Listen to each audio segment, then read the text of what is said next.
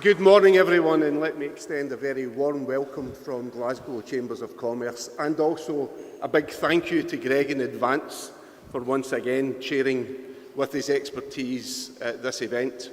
Interested watching some of the comments coming up. From a Chamber perspective, we understand that for our business members, sustainability also has to be profitable.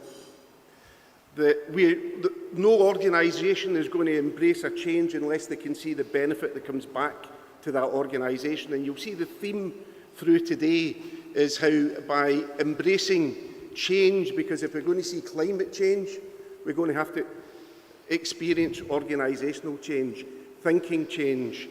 One of the lists that came up there was new products. It's new products, it's new ways of doing business. And by doing those new ways of doing business, that's where we find the opportunity. And firstly, we have to set the commitments, and we have to set the strategy, and we have to create the roadmap. But we also have to deliver. We have to have deliverable actions. And again, that will come out the conversation that we have today. But to deliver those actions, we also have to find new ways of measuring. Not just measuring what you're doing at that moment in time, but being able to measure that by doing that at that moment in time, it actually has a progressive benefit as you go forward to that target. Because, of course, our climate change targets are far more in the distance than any of our normal business planning. You know, we may plan on one-year budgets, 5-year business plans. We may even have 25 or 30-year forecasts and 10-year capital investment programmes. But really here we're looking at a 30-year plan of what you're doing now and the benefit that you get in that 30 years' time. So it's really important that we find new ways in which we can measure that.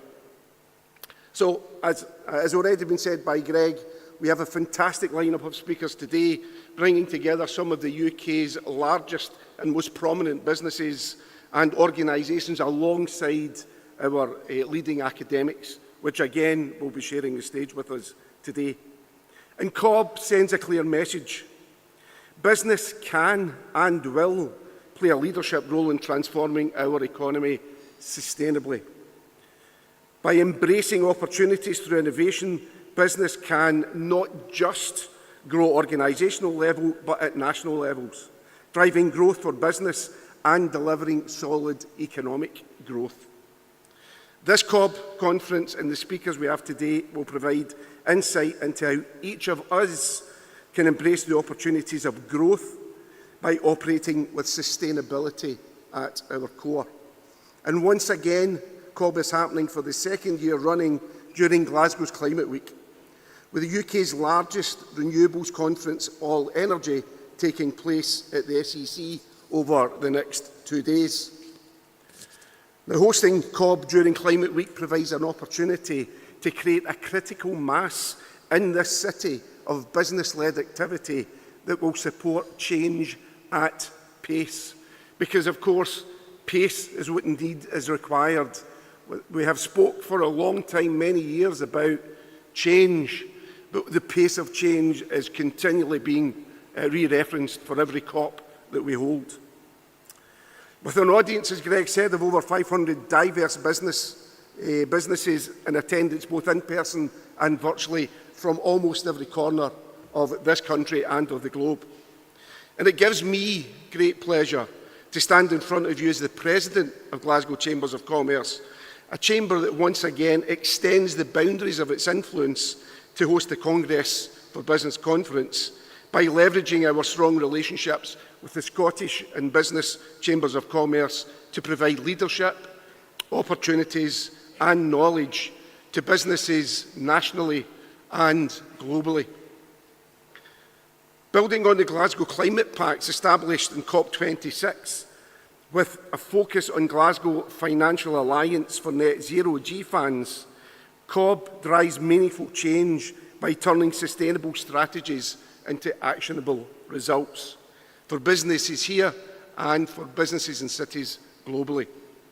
And further, building on our legacy as host chamber during COP26, Glasgow Chambers of Commerce continue to influence policy that supports our business community and creates skills for the future to a climate-focused trade mission programme that we have been running for numerous years now, and this year again has been highly, highly successful, with the team travelling across the US and Asia. So an idea of some of those recent successes are our Circular Glasgow network, which has grown to over 400 members across the Glasgow business community. Engagement with the University of Glasgow's Gallant project, a £10 million project delivered by Glasgow University and the Glasgow City Council to help build bridges in the business community.